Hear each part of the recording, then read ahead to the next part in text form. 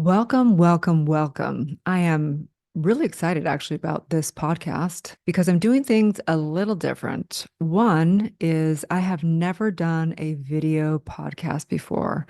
As many of you know, I have had over 1,600 people that I've interviewed on my show, my old show, Good Morning La La Land. And I have recorded somewhat between 300 and 400 episodes of solo podcasts with audio only. So I want to do something special for you today.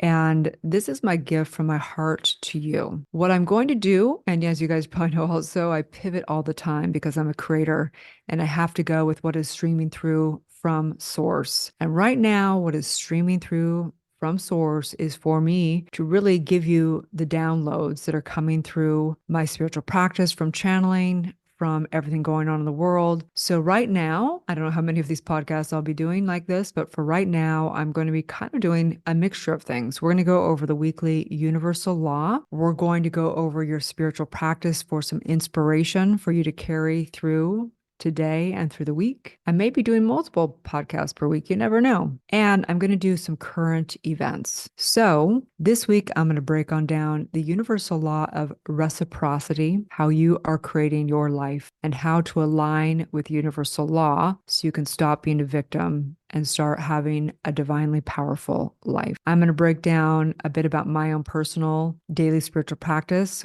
I actually woke up at 2 o'clock this morning and finished my practice this morning at 6:30. And then I'm going to break down some of that stuff for you. Okay. And then I want to talk about the eclipse energy. And it's very, very specific, the energy coming in right now. Very specific, a theme of the paradox of life and how we are each seeing our complete karmic cycles of our life and how to break those cycles. Okay, so let's do this thing. Let's take a deep breath in together. I'm Dr. Erin, Dr. Divinity, and I am the creator of E4 Quantum Healing and Quantum Manifesting. And my biggest honor is to help people really remember who they are, to turn on their divine powers, to birth their soul's calling, and to reach enlightenment. Yes, that's right. I truly believe that enlightenment is not just for the mystics and the prophets, but we are living in a divine, incredible time in history where we have practices and mantras and the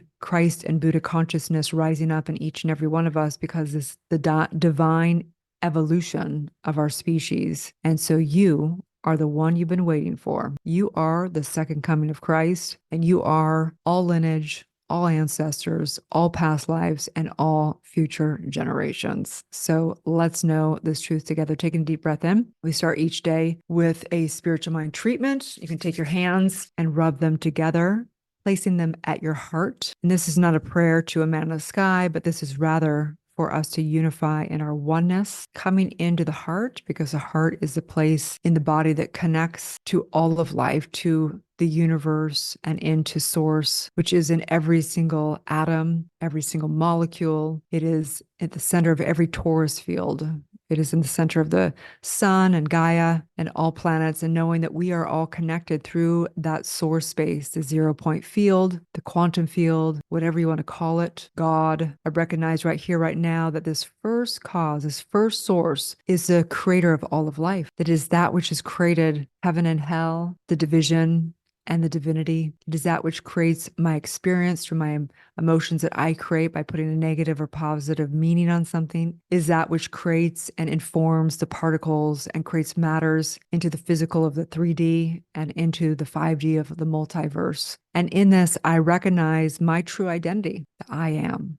That I am. I recognize that this is the truth. I am the creator, individualized in this individual experience called Dr. Erin. But the truth is, I am divine. I am source. I am God. And I know this absolutely without a shadow of a doubt in my consciousness. And I recognize right here and declare that this is a powerful podcast, a powerful show, a powerful experience for you to remember who you are, for you to realize the truth of who you are, for you to declare powerfully and set the intention in for your day and for your week. And I simply know this in the name of truth, as together we say, and so it is. Okay, so first I just want to say the eclipse is on everyone's consciousness, and I've got some big takeaways. Spirit Source has downloaded the theme of it, which is redemption. So we're going to get further into that towards the end.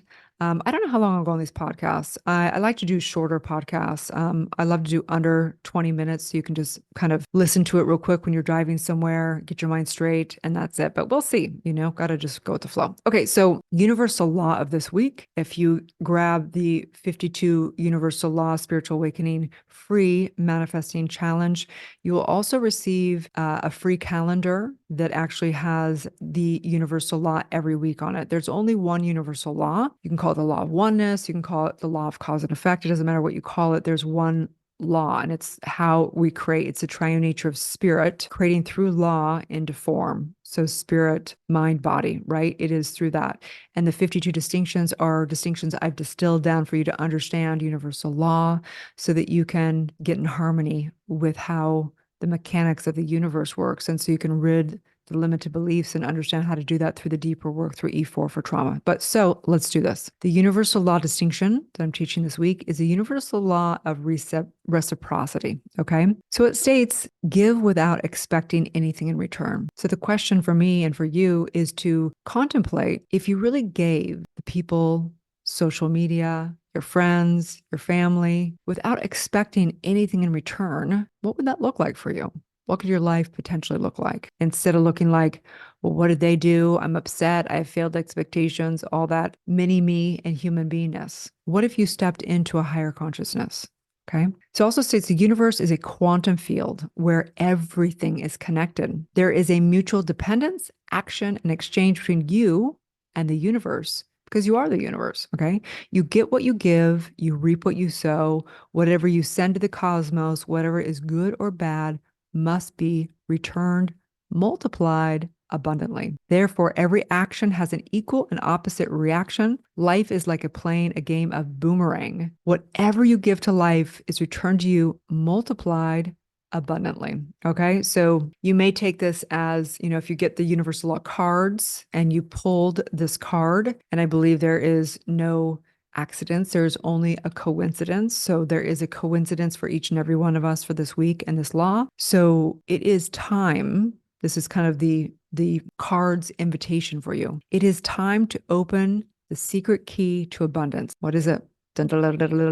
Service. You are an infinite, powerful spiritual being capable of miracles, but you must remove the veil of consciousness to harness the divine skill. By drawing this card, right, it indicates that you need to consider doing 3 random acts of kindness today. You must not have any expectation to get anything in return. The same life force that created the stars is ready to unleash within you. So I don't know about you, but I remember one time I bought a coffee for somebody, for a random stranger. Actually, it was a homeless person. And I remember the moment I gave it to the person, I had this weird surge of, it was like a blissful thing. I realized I got more out of giving the homeless person a cup of coffee than they got out of it. And I was like, wow, there's something to this service thing, right? And the same thing goes true when we think about sales, when we're thinking about even in business, the big, huge mindset is no longer looking to get anything, but rather asking,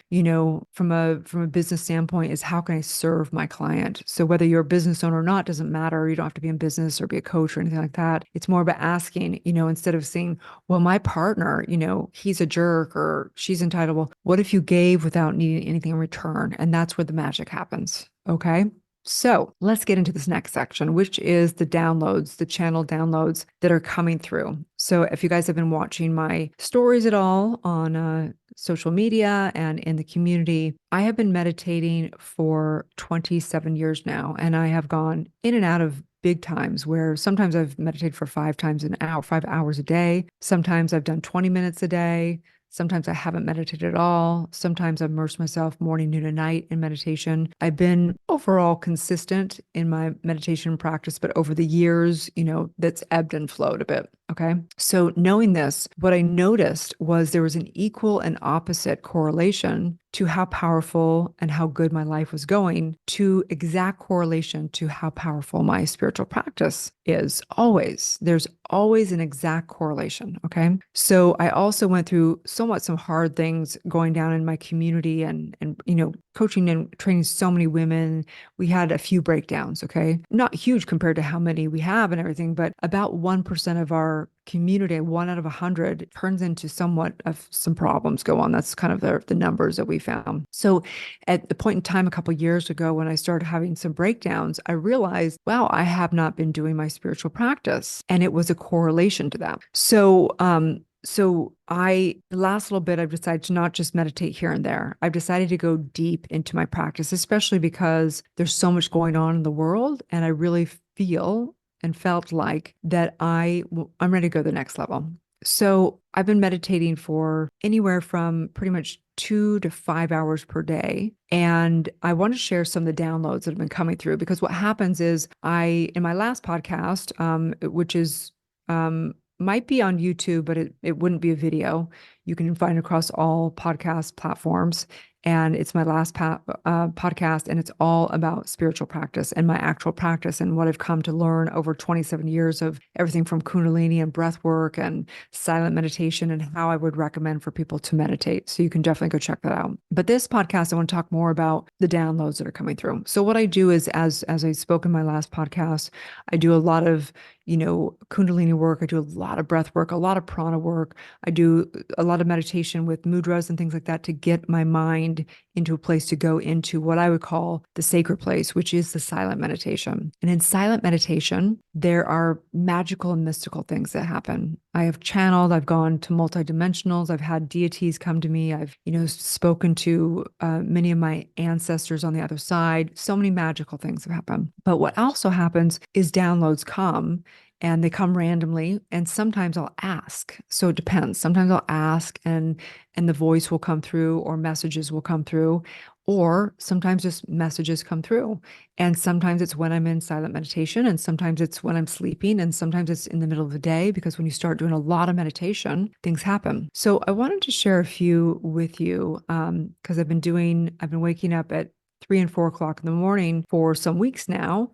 I'm doing my sadhana, and I got a message actually just yesterday, and it was really fascinating, because I'm surprised after 27 years of doing meditation that I hadn't heard of this exact cycle. I've heard a lot, of course, to wake up, and there's an emirate hours between 3 and 6 a.m. generally is when the veil of life is clearer. Consciousness, people are asleep, and the sun's coming up at a certain angle on the earth that helps you have more powerful meditations. And it's said that when you meditate and do your work and pray and do your intentional work during those hours, it will 10x your results, if you will.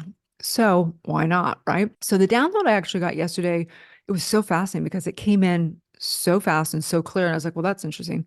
So Source basically said, you need to do your spiritual practice from 3 a.m. to 9 a.m. That's 6 hours. Okay. Then work from 9 a.m. to 3 p.m., play and rest from 3 p.m. to 9 p.m., and sleep from 9 p.m. to 3 a.m. That's 6 hours. All those are 6 things, which is really interesting, because when you take a look at the numbers that make up the Fibonacci code, that are all the dynamic numbers of life, is 3, 6, 9. So I'm going to read this again. Spirit informed me to practice, to do my meditation and silent meditation and channeling and prayer and all that work, visioning and all that manifestation from 3 a.m. to 9 a.m. Then do my work or my dharma from 9 a.m. to 3 p.m., play and rest from 3 p.m. to 9 p.m., and sleep from 9 p.m. to 3 p.m. Those are each 6 hours. So each one has a 3, 6, and a 9. That's right. I can't believe that message has never come through in all these years. Really amazing. So guess what? When Spirit speaks, when Source speaks, You better listen. So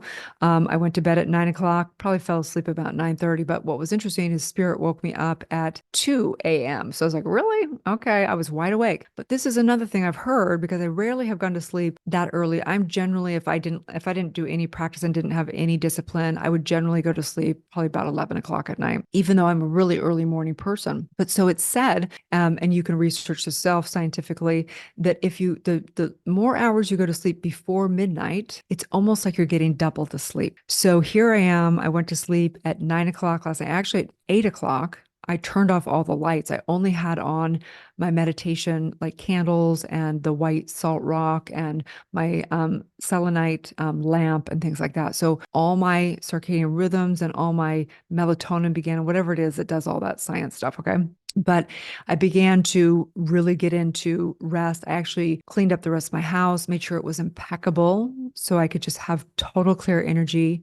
I put on mantras in my studio, put on mantras in my room, very, very low miracle frequency, enlightenment frequency, and I went to bed. It took me about a half an hour and then I woke up and I took a screenshot of my phone. It said 2:02 and I was ready to rock and roll, totally wide awake. So I sat down and did practice in my home. I did all my prayers. I actually did a lot of channeling and spoke with spirit. I also did 30 minutes of Sudarshan, which is breath work through the nostril. And it's the most advanced Kriya supposedly in Kundalini. And so I did about an hour and a half at home. And then there was a sadhana that started at 4:30 down the street at a spiritual center. So I went and drove down there and did another 2 hours over there. So that was my morning practice. But so here are some of the other downloads. So I'm going to get into the actual eclipse right now because I don't want to keep this too long for you today. Okay. And I'll share some of my other downloads in the next podcast. Okay.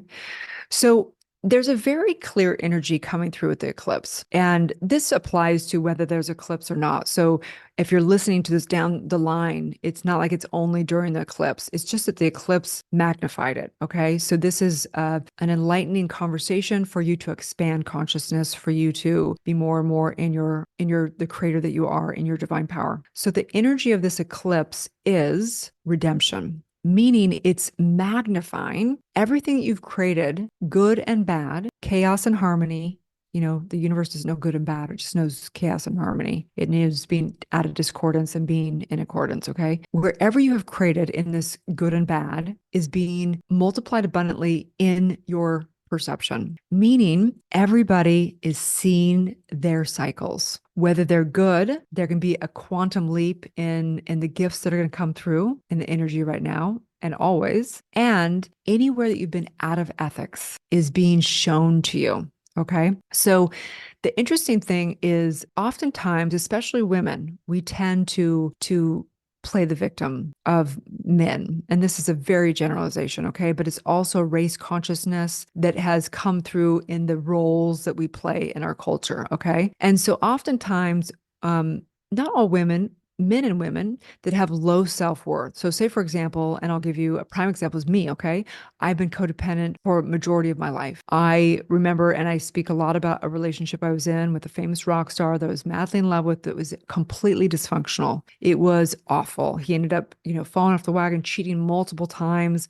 I went back to him multiple times. He begged for me, got tattoos on his body. I went back to him. And I realized through it that it wasn't about him. I made him, he was bad. He's a narcissist. He's this, he's that. But really what was going on was had really low self-worth and low self-esteem. And so he was just in my life, the universe trying to push me towards self-love, right? So let's pretend that someone's in that situation right now during the eclipse, this magnified energy, okay?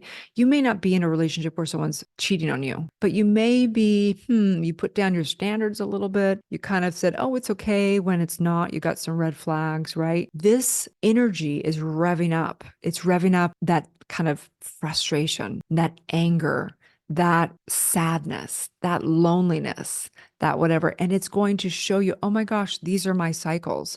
I'm doing it again, right? Or even say in your work, maybe there's areas of your work that you don't really like, and you're like, I'm still doing the same cycle, pretending like something's going to change, right? Or it could be something good. Maybe you have been doing so much good and all of a sudden you're reaping these massive rewards, right? So the eclipse energy is really magnifying. It's eclipsing, right? Right? It's showing you this incredible dynamic of what is in front and how it impacts you. It's shining the light. It's actually shining the dark. Okay. That's the eclipse, right? It's showing the darkness. It's amplifying the shadow. It's amplifying the shadow for each and every one of us. So, and know that it's equal and opposite. So anywhere that you feel like, oh, I have had low self-esteem, I've put up with these things, I shouldn't put up with this anymore. Equal opposite is if you have done someone wrong, you'll go, wow, I can't believe I'm treating them like that. Whoa, that's really amplifying for me. Wow, I really need to be a better person, right? It's amplifying on both sides because it's one and the same. It's like having a dime, and on both sides, you can't have one side of the dime without the other side. They're one and the same. A victim can't be a victim without a perpetrator. A perpetrator can't be a perpetrator without a victim. And so this is the deal, is that when we come into our ethics and we no longer settle for what is not in our divine nature of love, vitality, abundance, and claiming our birthright, we don't need to make them wrong. In fact, our voice of silence speaks louder than any words. When we claim that for ourselves, we actually are helping the other person because it's demanding them to rise in their ethics as well. There are ethics of the universe. The ethics are harmony. If somebody's not helping somebody and they're causing chaos and making someone feel awful of not holding them to the divine and divinity that they are, then they're out of ethics on all sides. And so that's why I send love to my ex. In fact, he actually was texting me for the first time in like 6 or 7 years. It was like out of the blue. And I was like, whoa, that's weird. It's eclipse season. That makes sense. And I sent him a beautiful text back, but I did not engage. He texted me on my phone. So is my number apparently. I did not text back because I'm not going to, I would have if he had engaged in some authentic conversation, but it was very avoidant. It was very like, oh, how are you? Love of my life. It was like, what? Like, you haven't talked to me in 7 years and this is how you're going to roll with a conversation? No, you don't deserve a big conversation. I will send you love. I said, hi there. You've been in my heart, my thoughts and my prayers, sending you love. That was it. Okay. And it's true. I pray for him. I send him love through the ethers, but I'm not going to give my energy to anything that is not fully authentic, coming down the heart of the matter. And this applies to many people that come through the field. Okay. The people that are in my life we're raising each other up. We're learning. We're growing. We have order in our lives. Those are the people that deserve your energy. It doesn't mean that we don't see everybody for their divinity. It doesn't mean we don't hold everybody for the truth of who they are. We just simply don't engage in the energy that no longer serves. It's like scrolling through social media and seeing a bunch of conspiracy theory and it's not even conspiracy theory, it's all correct, but there's no point in engaging in the negativity. I would rather put my energy to what I am creating instead of how the old systems are corrupt, because we know they're corrupt, but how, this and that and all this stuff, Hollywood's going down, the war, the who's causing it, all that. If I can't be the change and create what I want to change, then my energy is being misused. So what's the point of this? The point is this podcast is to get our mind right. And so we get our mind right by doing affirmative mind treatment. We get our mind right by doing meditation, by doing breath work, by doing visioning, by doing all of our 30 and 40-day practices. We get our mind right by doing our deep trauma work and clearing out the subconscious of our limited belief. We get our mind right by hanging out with people who are in accordance and in harmony with and bringing us higher and higher. And today we hold this frequency all day long as together we say, and so it is. And so it is, you guys. So I will be sharing the channeling conversations coming through. There's a bunch of other things that have come through about sun gazing and the codes that come through. There's been all kinds of different messages that I would love to share with you. So join me for my next podcast. I will be sharing the next universal law. I will be sharing some of my personal journey And I'll be sharing the downloads that are coming through and holding us all for inspiration for doing our daily spiritual practice. So if you're somebody that is not wanting to wake up at 3 o'clock in the morning and do your practice until 9 a.m., what I do recommend is I'm actually going to share something over on social media about the 4 different levels of meditating and doing your spiritual work and how you can go from one level to the next level, and everything from a 5-minute meditation up to a 5-hour meditation, and why be at the different levels. Okay. So you can find me over on social media under Erin Haskell. And I'm looking forward to diving more into sharing podcasts with you. Okay. Have a beautiful, blessed day, and may you live your truth.